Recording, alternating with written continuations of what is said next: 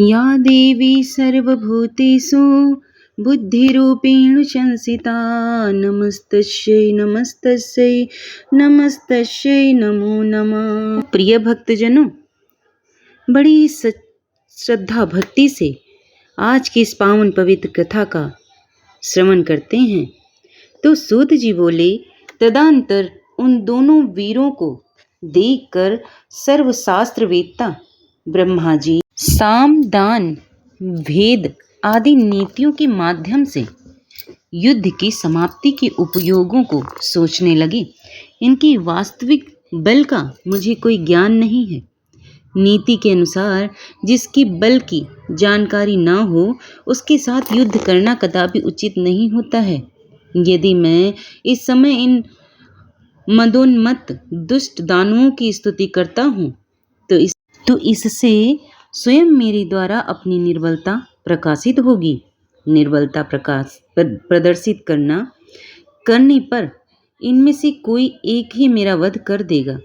इनके साथ इस समय मैं ना तो दान नीति और ना तो भेद नीति को ही उपयुक्त समझ रहा हूँ। अतः इस समय उचित यही है कि मैं शेष नाग पर सोए हुए चतुर्भुज एवं पराक्रमी भगवान विष्णु को जगाऊं। वे मेरी विपत्ति अवश्य ही दूर करेंगे। मन में ऐसा सोचकर कमल नाल का आश्रय लेकर पद्म योनि ब्रह्मा जी मन ही मन दुखनाशक विष्णु के शरणागत हो गए।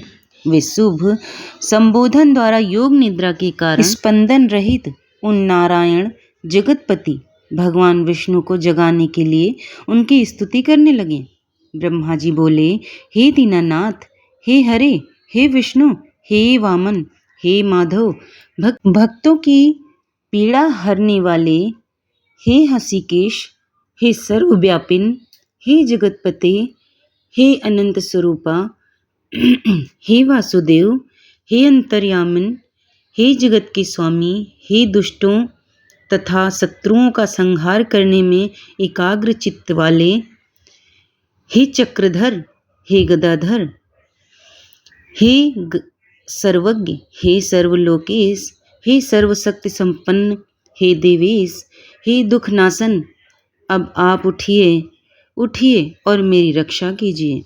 हे विशंभर, हे विशालाक्ष, हे पुण्य श्रवण कीर्तन, हे जगत सृष्टा, हे निराकार, हे सृष्टि पालन संहार के कारक, हे महाराज, ये दोनों मंदोन्मत्त दानव मेरा वध करना चाहते हैं।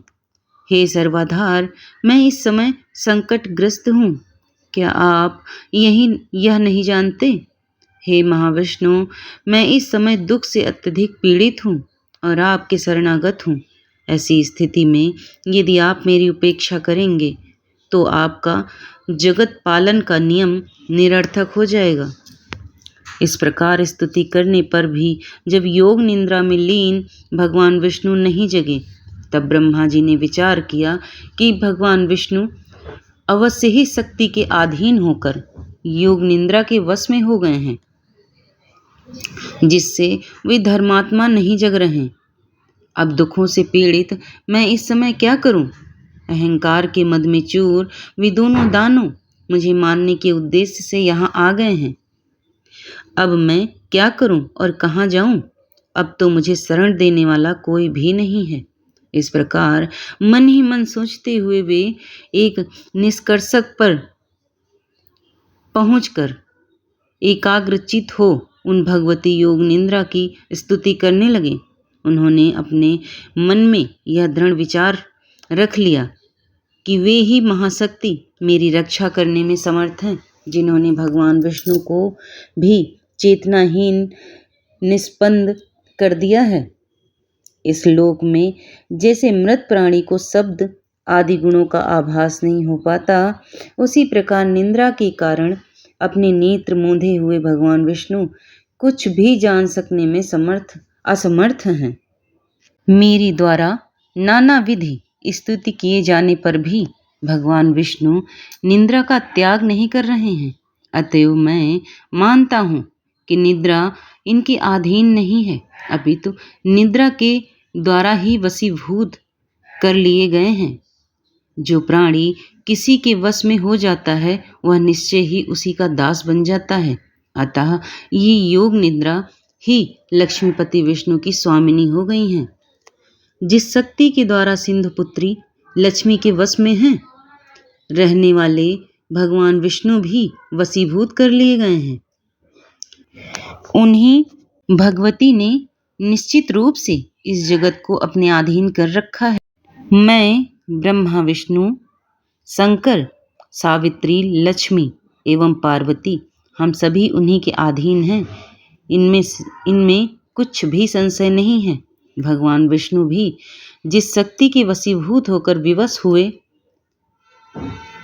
विवश हुए से उसी प्रकार सो रहे हैं जिस प्रकार एक सामान्य प्राणी सोता। तब अन्य महापुरुषों के विषय में क्या कहा जाए।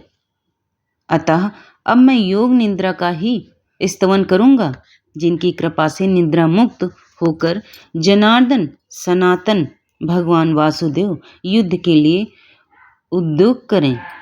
तदंतर ऐसा निश्चय कर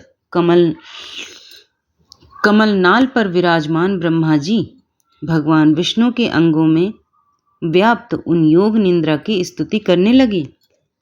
ब्रह्मा जी बोले, हे देवी, इस जगत का कारण आप ही हैं। वेद वाक्यों से मुझे ऐसा ज्ञात हुआ है। हे अम्ब, आपकी शक्ति से संपूर्ण विश्व को ज्ञान देने वाले पुरुषोत्तम भगवान विष्णु भी इस समय योग निद्रा के वश में हो गए हैं। हे माता, समग्र लोक को मोहित कर देने वाली आपकी लीला को कौन जान सकता है। आपकी इस लीला से मैं तो मूढ़ हो गया हूँ और ये विष्णु परवश होकर सो रहे हैं। हे समस्त प्राणियों के मन में निवास करने वाली भगवती, करोड़ों देवताओं में भी ऐसा कौन विज्ञ है जो ऐसी आप निर्गुणा का रहस्य जान सके। सांख्य शास्त्र के विद्वान पुरुष और प्रकृति से जगत की उत्पत्ति मानते हैं। इनमें वे अचेतन प्रकृतियों को ही जगत को उत्पन्न करने वाली बताते हैं। तो फिर क्या वैसी ही अचेतन है? किंतु यदि आप जड़ होती तो इन जगदाधार विष्णु को इस समय चेतना रहित कैसे कर देती। हे महामाये, आप सगुण रूप धारण कर नाना विधि लीलाएं करती हैं, अतः आपके रहस्यमय कार्यों का सम्यक ज्ञान करने में भला कौन समर्थ है। हे भवानी, मुनिगण संध्या नाम से और आपके गुण को परिकल्पित करके तीनों समय प्रातः माध्याह्न सायं निश्चित रूप से आपका ही ध्यान करते हैं। हे देवी, आप बुद्धि स्वरूपा होकर समस्त लोगों को ज्ञान देती हैं और लक्ष्मी रूप से सदैव देवताओं को सुख प्रदान करती हैं। हे माता, संपूर्ण प्राणियों में कीर्तिमती धृति कांति श्रद्धा एवं रति रूप में आप ही विद्यमान हैं। हे देवी, प्रगाढ़ निद्रा के वशीभूत विष्णु को देखकर विषम दुखों को स्थिति को प्राप्त हुए मुझको यह प्रमाण मिल गया है कि आप ही निसंदेह संपूर्ण जगत की जननी हैं। इस विषय में आप सैकड़ों तर्क वितर्क की कोई आवश्यकता नहीं है। हे देवी, आप वेद शास्त्रों के पारदर्शी विद्वानों की समझ से भी परे हैं और वेद भी आपको पूर्ण रूप से नहीं जानते, क्योंकि उन वेदों की उत्पत्ति का भी कारण आप ही हैं। आपका यह संपूर्ण रहस्यमय क्रियाकलाप सबको प्रत्यक्ष दिखाई देता है। इस संसार में कौन ऐसा बुद्धिमान प्राणी है जो आपके संपूर्ण चरित्र को जानने में समर्थ है। स्वयं मैं ब्रह्मा विष्णु शंकर देवगण अन्य मुनि वृंद तथा मेरे तत्वज्ञ पुत्र लोग भी उसे नहीं जान सके। संपूर्ण लोक में आपकी महिमा का वर्णन कोई नहीं कर सकता है। हे देवी, यदि यज्ञों में वैदिक विद्वान हवन कार्य के समय आपके स्वाहा नाम का उच्चारण ना करें तो देवगण अपना यज्ञ भाग नहीं प्राप्त कर सकते, अतएव आप ही देवताओं का भी भरण पोषण करती हैं। हे भगवती, आपने पहले भी समय समय पर दैत्यों द्वारा उत्पन्न किए गए भयों से हमारी रक्षा की है। उसी प्रकार इस समय भी हमारी रक्षा करें। मैं आपकी शरण में हूँ। हे देवी, ही वर दे। मधु के साथ भयानक इस कैटअप को देखकर मैं अत्यंत भयाक्रांत हूँ। आपकी योग माया ने भगवान विष्णु के शरीर के सभी अवयवों को अपने वश में कर रखा है, अतः वे मेरी इस विषम विपत्ति को नहीं जान रहे हैं। हे महानुभाव, या तो इस समय आप आदि देव को मुक्त कर दें अथवा इन दोनों महादैत्यों का वध कर दें। इनमें से आपको जो उचित जान पड़े वह कीजिए। हे देवी, जो मंद बुद्धि प्राणी आपकी विशिष्ट महिमा को नहीं जानते, वे ही विष्णु तथा शंकर आदि की आराधना करते हैं।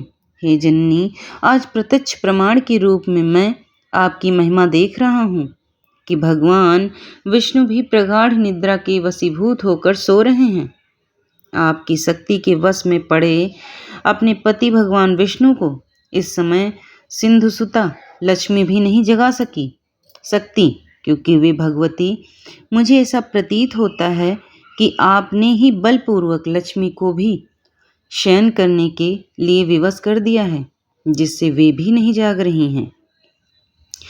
हे देवी, इस संसार में वे ही प्राणी धन्य हैं जो आपके चरणों में भक्ति भाव रखते हैं, अन्य देवताओं की उपासना त्याग कर आपके ध्यान में लीन रहते हैं और आपको ही संपूर्ण कामनाएं पूर्ण करने वाली कामधेनु तथा समस्त लोक की जननी मानकर आपका भजन करते हैं।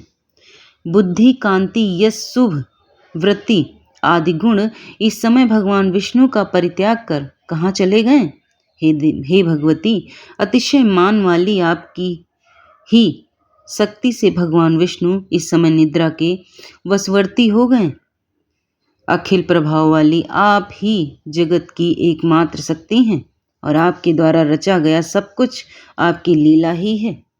जैसे कोई नट अपने ही द्वारा निर्मित नाट्य में अभिनय करता है, उसी प्रकार आप भी अपने ही द्वारा निर्मित मोहजाल में नाना विधि लीलाएं करती रहती हैं। युग के आरंभ में आपने सर्वप्रथम विष्णु का सृजन किया, सबके पालन के लिए उन्हें निर्मल शक्ति प्रदान की और इस प्रकार समस्त जगत की रक्षा की। उन्हीं भगवान विष्णु को निद्राभिभूत कर आपने इस समय सुला दिया। हे अम्ब, आपको जो उचित जान पड़ता है आप निश्चित रूप से वही किया करती हैं। हे भगवती, यदि आप मेरी सृष्टि करके मुझे नष्ट कर देने की इच्छा नहीं रखती तो अपना यह मौन त्याग कर मेरे ऊपर दया कीजिए। हे भवानी, आपने काल रूप इन दोनों दानवों को किस लिए उत्पन्न किया है? कहीं आपने मेरे उपहास के लिए तो ऐसा नहीं किया? हे भवानी, आप मुझे आपके अद्भुत चरित्र का ज्ञान हो गया है। समस्त जगत की रचना करके आप उसी में स्वेच्छा से विहार करती हैं और पुनः अपने में जैसे समाहित कर लेती हैं, उसी प्रकार मुझे नष्ट कर देना चाहती हैं, तो इसमें कोई विचित्र बात नहीं है। हे माता, यदि आप यही चाहती हैं तो मेरा वध कर दीजिए। हे जगदम्बे, मुझे मरण जनित दुख की लेस मात्र भी चिंता नहीं है। हाँ, आपको यह महान कलंक अवश्य लगेगा कि आपने जिस सर्वप्रथम सृष्टिकर्ता को बनाया उसे दैत्य ने मार डाला। हे देवी, अब आप उठिए और अपना अद्भुत रूप धारण कीजिए।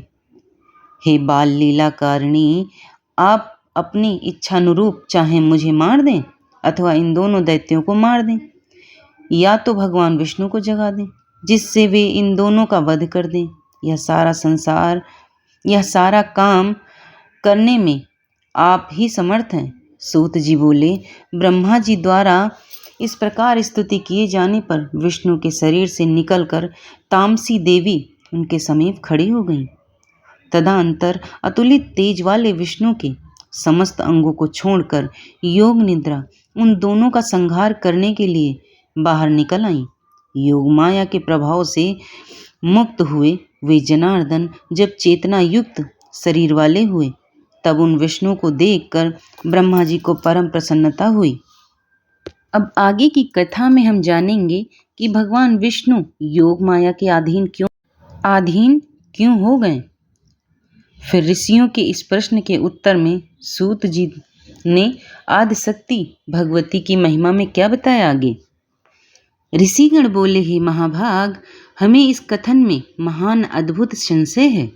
हे महामाते, वेदों शास्त्रों पुराणों तथा बुद्धिमान लोगों की सदा से यह अवधारणा रही है कि ब्रह्मा विष्णु तथा शंभु ये तीनों देवता सनातन हैं और इस ब्रह्मांड में इनसे बढ़कर कोई अन्य नहीं है।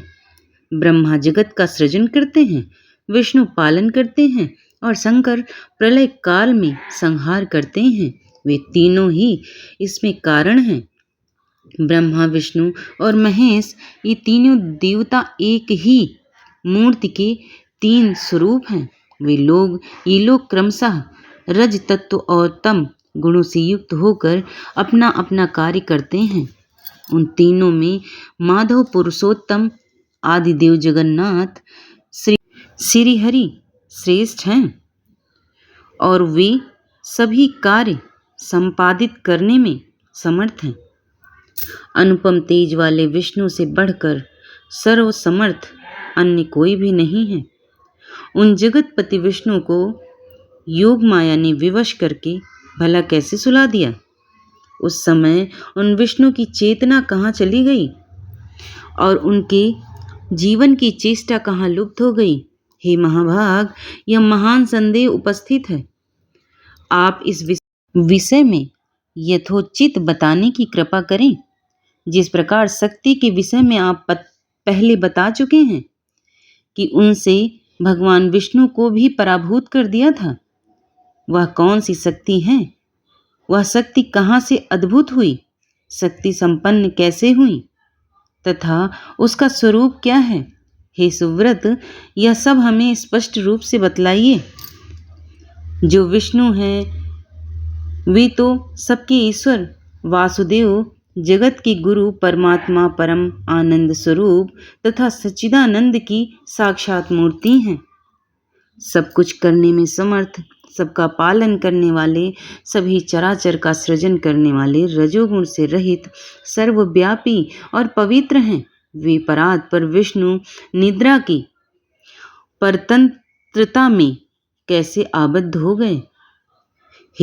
हे परांतप, हमें इस प्रकार का आश्चर्यजनक संदेह है। हे सूत जी, हे व्यास शिष्य, हे महामाते, आप अपने ज्ञान रूपी खड़ग से हमारे इस संदेह को नष्ट कर दीजिए।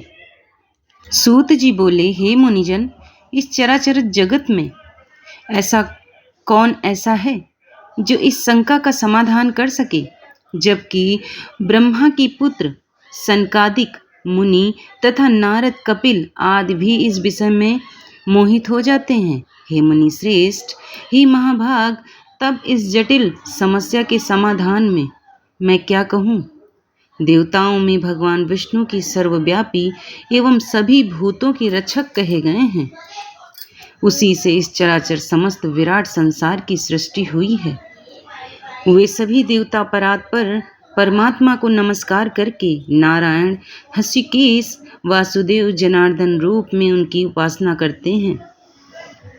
कुछ लोग महादेव, शंकर, शशिशेखर, त्रिनेत्र, पंचवक्त्र, शूलपाणी और वृषध्वज के रूप में उन्हीं की उपासना करते हैं। सभी वेदों में त्र्यंबक, कपर्दी, पंचवक्र, गौरी देहार्धधारी, कैलाशवासी, सर्वशक्ति समन्वित, भूत गणों से सेवित एवं दक्ष यक्ष, यज्ञ विध्वंसक आदि नामों से उनका गुणगान किया गया है। हे महाभागे, वैदिक विज्ञान लोग सूर्य आदि नामों से भी नित्य प्रायः तथा माध्याह्न काल में संध्या करते समय विविध प्रकार को स्तुतियों से उन्हीं की प्रार्थना करते हैं। सभी वेदों में सूर्य उपासना श्रेष्ठ कही गई है तथा उन महात्मा को नाम उन महात्मा का नाम परमात्मा कहा गया है। वेदों में सर्वत्र वेदज्ञों द्वारा अग्निदेव की भी स्तुति की गई है।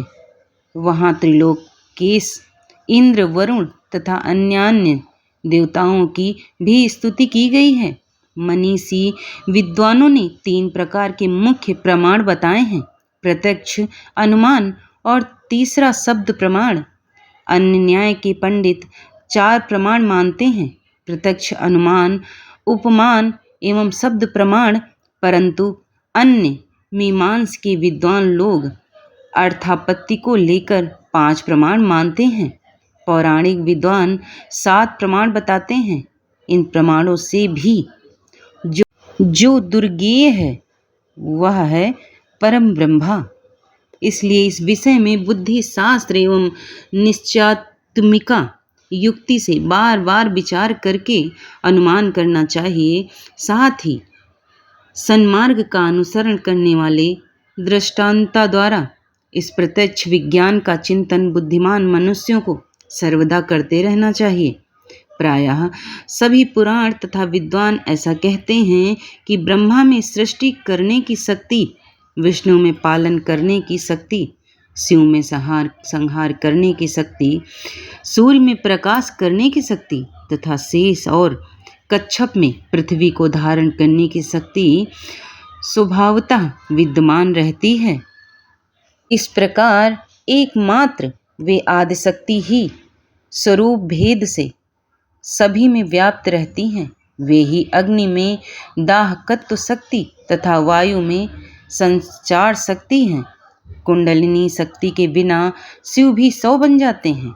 विद्वान लोग शक्तिहीन जीव को निर्जीव एवं असमर्थ कहते हैं। अतएव ही मुनिजनों, ब्रह्मा से लेकर तृण पर्यंत सभी पदार्थ इस संसार में शक्ति के बिना सर्वथा हे हैं, क्योंकि रथावर जंगम सभी जीवों में वह शक्ति ही काम करती है। यहाँ तक कि शक्तिहीन पुरुष शत्रु पर विजयी होने, चलने फिरने तथा भोजन करने में सर्वथा असमर्थ रहता है। वह सर्वत्र व्याप्त रहने वाली आदिशक्ति ही ब्रह्मा कहलाती है। बुद्धिमान मनुष्यों को चाहिए कि वह अनेक प्रकार के यत्नों द्वारा सम्यक रूप से उसकी उपासना करें तथा उसका चिंतन करें। भगवान विष्णु में सात्विकी शक्ति रहती है, जिसके बिना वे अकर्मण्य हो जाते हैं। ब्रह्मा में राजसी शक्ति है, वे भी शक्तिहीन होकर सृष्टि कार्य नहीं कर सकते। और शिव में तामसी शक्ति रहती है, जिसके बल पर वे संहार का कृत्य संपादित करते हैं। इस प्रकार इस विषय पर मन से बार बार विचार करके तर्क वितर्क करते रहना चाहिए। शक्ति ही संपूर्ण ब्रह्मांड की रचना करती हैं, सबका पालन करती हैं और इच्छा अनुसार इस चराचर जगत का संहार करती हैं। उसके बिना विष्णु, शिव, इंद्र, ब्रह्मा, अग्नि, सूर्य और वरुण कोई भी अपने अपने कार्य में किसी प्रकार में भी समर्थ नहीं हो सकते हैं। हे देवगण, शक्ति युक्त होने पर ही अपने अपने कार्यों को संपादित करते रहते हैं। प्रत्येक कार्य कारण में वही शक्ति प्रत्यक्ष दृष्टिगोचर होती है। मनीषी पुरुषों ने शक्ति को सगुणा और निर्गुणा भेद से 2 प्रकार बताया है। सगुणा शक्ति की उपासना आसक्त जनों और निर्गुणा शक्ति की उपासना अनासक्त जनों को करनी चाहिए। धर्म, अर्थ, काम और मोक्ष, इन चारों पदार्थों की स्वामिनी वे ही निर्विकार शक्ति हैं। विधिवत पूजा करने से वे सब प्रकार के मनोरथ पूर्ण करती हैं। सदा माया से घिरे हुए अज्ञानी लोग उस महाशक्ति को जान नहीं पाते। यहाँ तक कि कुछ विद्वान पुरुष उन्हें जानते हुए भी दूसरों को भ्रम में डालते हैं। कुछ मंदबुद्धि पंडित अपने उदर की पूर्ति के लिए कलि से प्रेरित होकर अनेक प्रकार की पाखंड करते हैं। हे महाभागो, इस कलि में बहुत प्रकार की अवैधिक तथा भेद मूलक धर्म उत्पन्न होते हैं, दूसरे युगों में नहीं होते। स्वयं भगवान विष्णु भी अनेक वर्षों तक कठोर तप करते हैं और ब्रह्मा तथा शिव जी भी ऐसा ही करते हैं। ये तीनों देवता निश्चित ही किसी का ध्यान करते हुए कठिन तपस्या करते रहते हैं। इसी प्रकार अपनी इच्छा की पूर्ति के लिए ब्रह्मा विष्णु महेश ये तीनों ही देवता अनेक प्रकार के यज्ञ सदा करते हैं। वे उन पराशक्ति ब्रह्मा नाम वाली परमात्मिका देवी को नित्य एवं सनातन मानकर सर्वदा मन से उन्हीं का ध्यान करते हैं। हे मुनि श्रेष्ठ, जब शास्त्रों का यही निश्चय जानना चाहिए कि दृढ़ निश्चय विद्वानों के द्वारा वे आदि शक्ति ही सदा सेवनीय है। यह गुप्त रहस्य मैंने कृष्ण द्वैपायन से सुना है, जिसे उन्होंने नारद जी ने अपने पिता ब्रह्मा जी से और ब्रह्मा भी भगवान विष्णु के मुख से सुना था। इसलिए विद्वान पुरुषों को चाहिए कि वे ना तो किसी अन्य की बात सुने और न माने तथा दृढ़ प्रतिज्ञ होकर सर्वदा शक्ति की ही उपासना करें। शक्तिहीन असमर्थ पुरुष का व्यवहार तो प्रत्यक्ष ही देखा जाता है कि वह कुछ कर नहीं पाता। इसलिए सर्वव्यापिनी आदि शक्ति जगत जननी भगवती को ही जानने का प्रयत्न करना चाहिए। सूत जी बोले, हे मुनिजनों, जब जगत गुरु भगवान विष्णु के शरीर से निद्रा देवी निकली, उस समय उनके नेत्र, मुख, नासिका, भुजा, हृदय तथा वक्ष स्थल से निकलकर वे श्रेष्ठ तामसी शक्ति आकाश में स्थित हो गईं। तब भगवान विष्णु भी बार बार जम्हाई लेते हुए उठ खड़े हुए।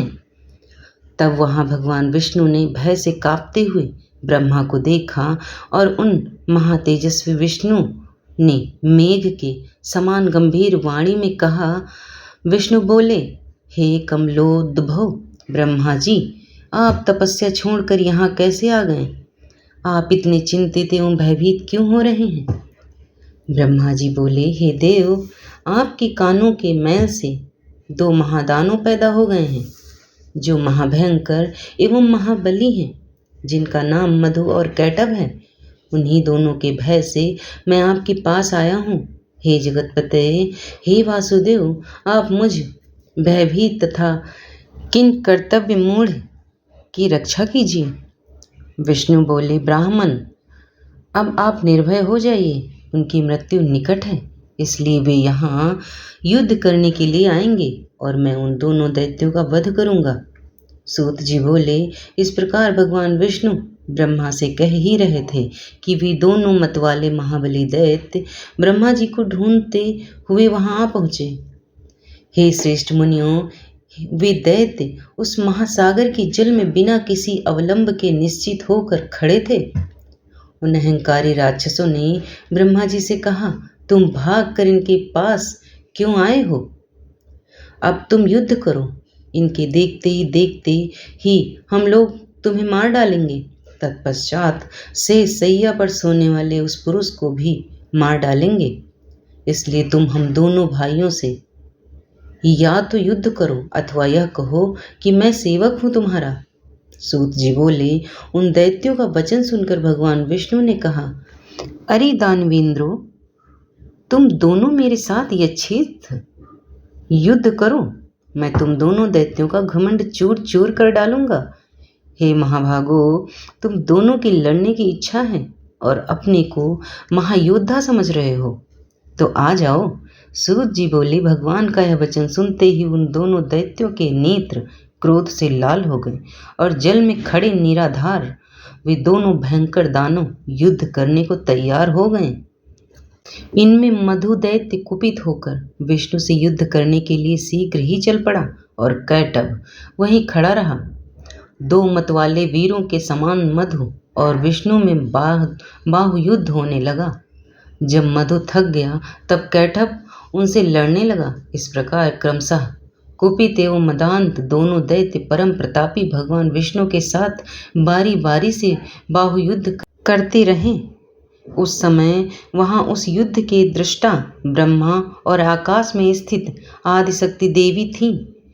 बहुत दिनों तक युद्ध करते करते भी वे दैत्य नहीं थके। तब भगवान विष्णु को ग्लानि होने लगी। इस प्रकार जब युद्ध करते हुए 5000 वर्ष बीत गए, तब भगवान विष्णु उन दैत्यों की मृत्यु का उपाय सोचने लगे।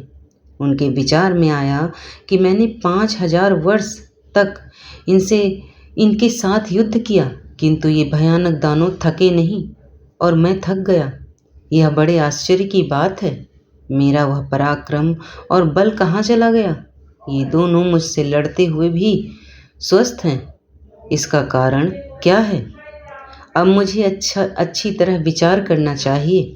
इस प्रकार चिंता में पड़े हुए विष्णु को देखकर वे दोनों मतवाले दैत्य अत्यंत हर्षित हुए और मेघ के समान गंभीर वाणी में बोले, हे विष्णु, यदि तुझ में अब बल ना हो अथवा युद्ध से थक गए हो तो सिर पर हाथ जोड़कर कह दो कि मैं तुम दोनों का सेवक हूँ, अथवा यदि सामर्थ्य है तो हे महामते, आओ हमारे साथ युद्ध करो। आज हम लोग तुम्हें मारकर इस 4 मुख वाले पुरुष ब्रह्मा को भी मार डालेंगे। सूत जी बोले, उस महासागर में उपस्थित महामना विष्णु ने उनके वचन सुनकर साम नीति के अनुसार मधुर शब्दों से कहा। विष्णु बोले, हे सनातन धर्म है कि थके हुए, डरे हुए, शस्त्र त्यागे हुए, गिरे हुए बालक पर वीर लोग प्रहार नहीं करते। मैंने तो यहाँ 5000 वर्षों तक युद्ध किया है। मैं अकेला हूँ और तुम 2 भाई समान बल वाले वीर हो और दोनों बीच बीच में बारी बारी से विश्राम भी करते रहे हो। अब मुझे भी थोड़ा विश्राम कर लेने दो, तत्पश्चात मैं पुनः लड़ूंगा, इसमें संदेह नहीं है। बलि एवं मदोन्मत्त तुम दोनों भी कुछ विश्राम कर लो, तब मैं विश्राम करके न्याय धर्मानुसार युद्ध करूंगा। सूत जी बोले, भगवान विष्णु की बात सुनकर दोनों दानव भी युद्ध करने की इच्छा से कुछ दूर जाकर विश्राम करने लगे।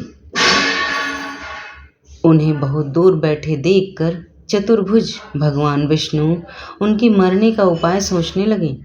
ध्यान की अवस्था में होकर विचार करने पर उन्हें ज्ञात हो गया कि इन दोनों को देवी के द्वारा इच्छा मृत्यु का वरदान प्राप्त है।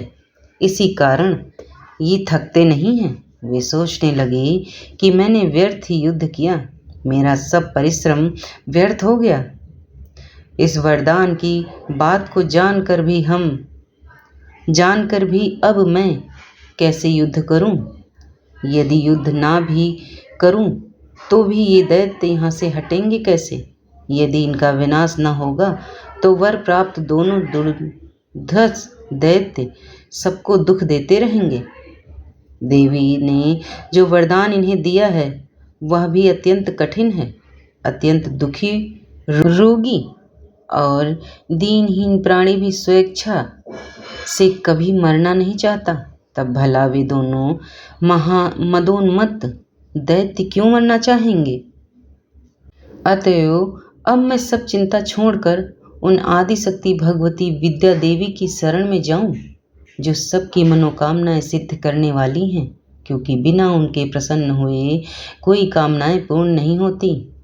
ऐसा मन में विचार करते ही भगवान विष्णु ने आकाश में स्थित परम सुंदर रूप वाली योग निद्रा भगवती शिवा को देखा। उन्हें देखते ही योगेश्वर अनंत भगवान विष्णु उन दोनों दैत्यों के विनाश के लिए हाथ जोड़कर वर प्रदायिनी भगवती भुवनेश्वरी की स्तुति करने लगी। विष्णु बोले कि हे देवी, हे महामाये, हे सृष्टि संहार कारिणी, हे आदि अंतरहित, हे चंडी, हे भुक्ति मुक्ति प्रदायिनी शिवे, आपको नमस्कार है।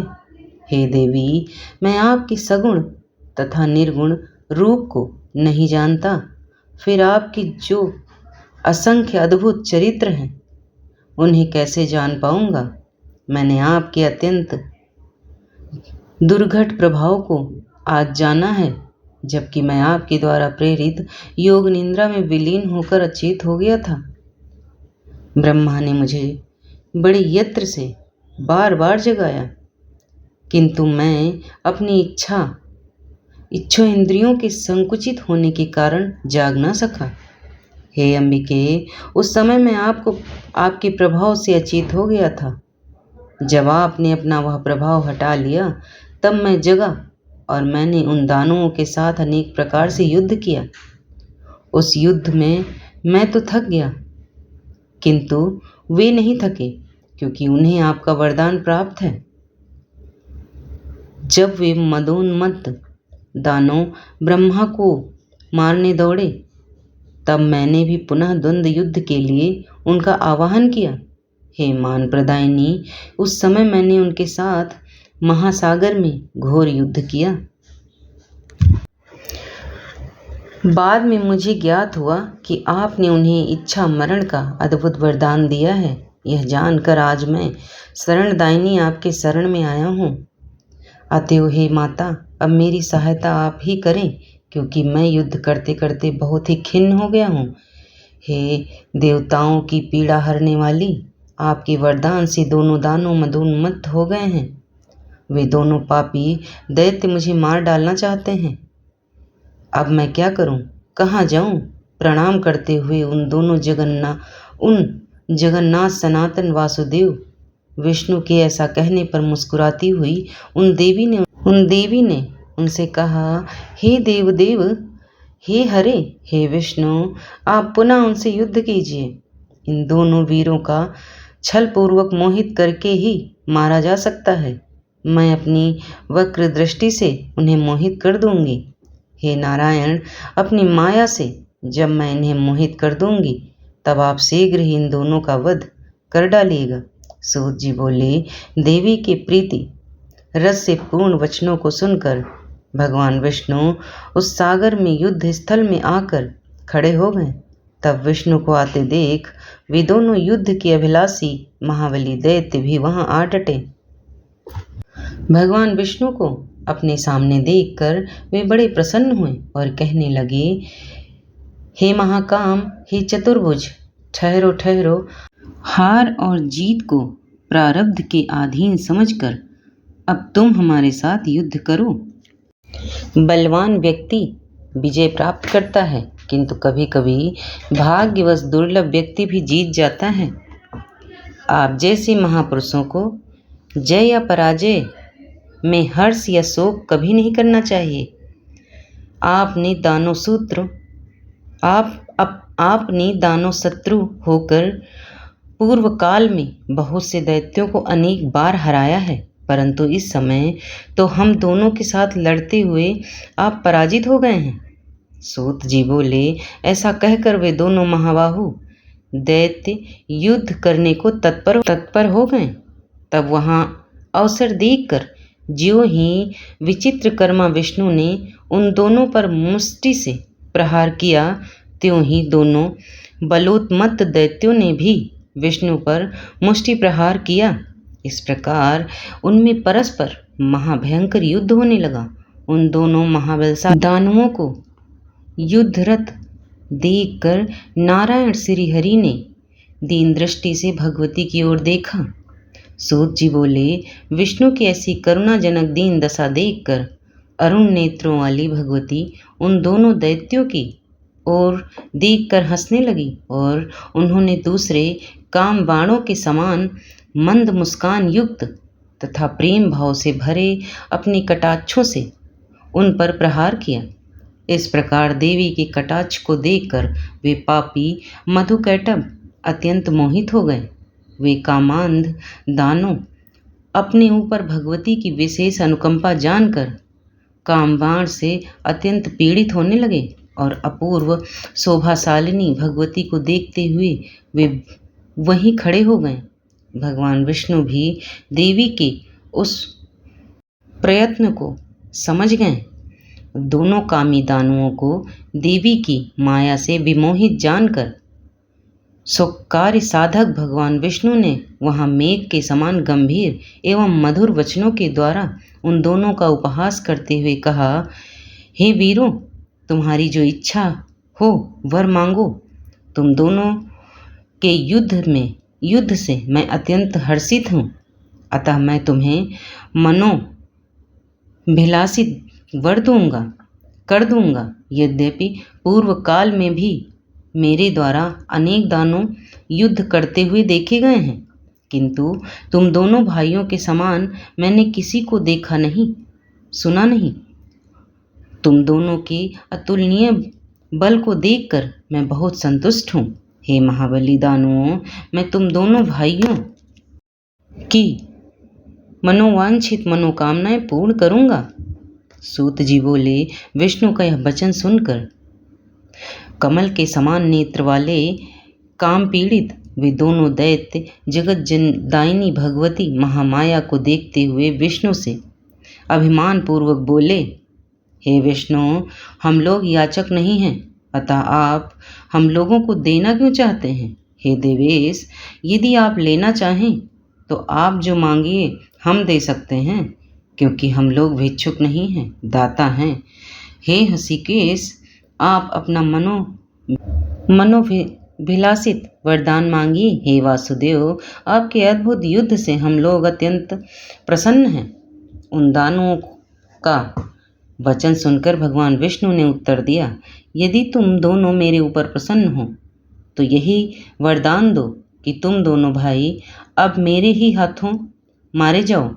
सूत जी बोले, विष्णु का यह वचन सुनकर दोनों भाई चकित हो गए और अपने को उनके द्वारा ठगा हुआ समझकर शोक से चिंतित हो गए। कुछ देर के बाद मन में विचार कर संपूर्ण भूमि को स्थल रहित तथा वहाँ सर्वत्र जल ही जल देखकर उन्होंने विष्णु से कहा, हे जनार्दन विष्णु, आपने हम दोनों को पहले जो वरदान देने को कहा था, यदि आप सत्यवादी हैं तो पहले उस वांछित वर को प्रदान कीजिए।